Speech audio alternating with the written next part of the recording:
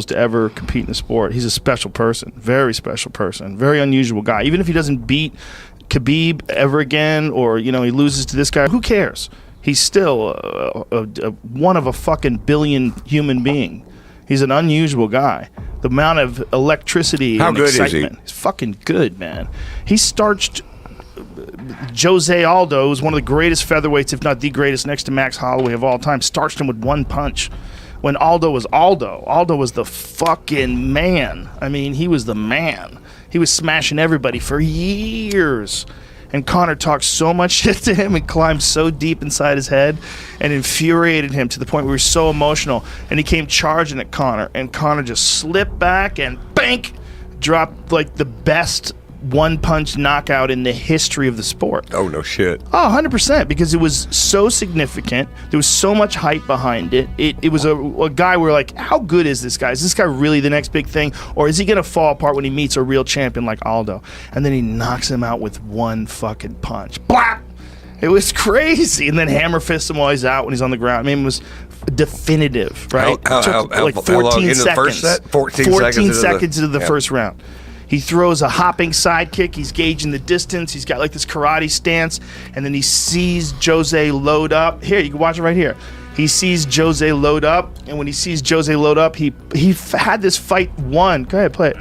He had this fight won even before. I mean, he knew how it was going to go down. He knew what Aldo was going to do. He was real emotional and angry. So he knew he was going to come forward. So he's gauging his distance. Bang! See that? Bam!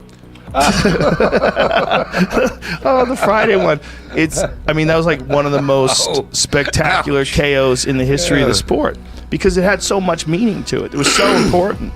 It was for the featherweight championship of the world. Conor had already won the interim title. Him and Aldo facing each other. This big hype thing. It took like a year to put together. Crazy. So he's awesome. Did you call that? Oh, yeah. I think it's the only time I've ever yelled out, he slept him. When someone got cracked, because it's just, I don't even know why I said it. It's just like that's what came to my head. I just yelled it out. That's what he did. He slept him. Diaz 2 though.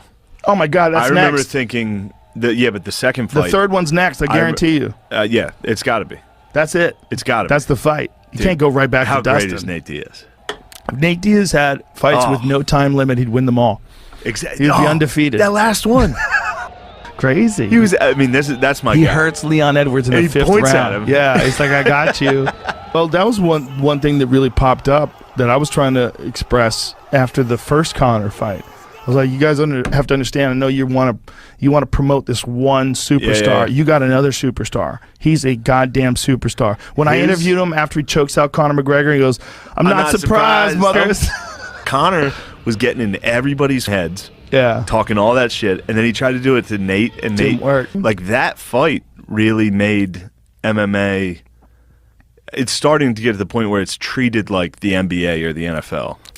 It's the way they're sort of letting Conor run the show.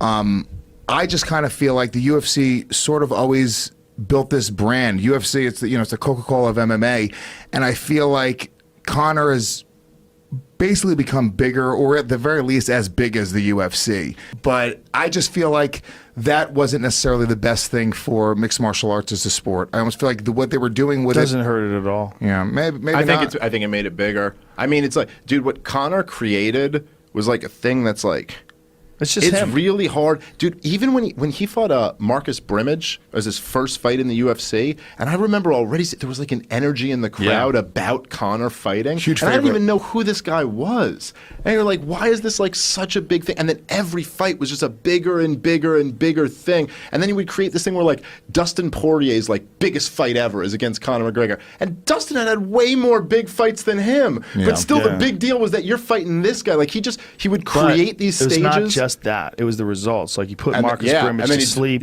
He starched Dustin Poirier in the first round. He slept Jose Aldo in 13 seconds. Crazy. It was all real accomplishments. That was why him fighting Floyd Mayweather was interesting, because he was so exceptional as a striker. But do you think that I give the UFC so much credit with building Conor McGregor, because he wouldn't have been able to do that anywhere else. Like the UFC is such a big brand that he couldn't have been a Bellator fighter and become a worldwide name the way he is now. Probably not. Which is weird. Bellator's a stupid name. They need to accept that. It's a good point. It's a good point. They need to accept that.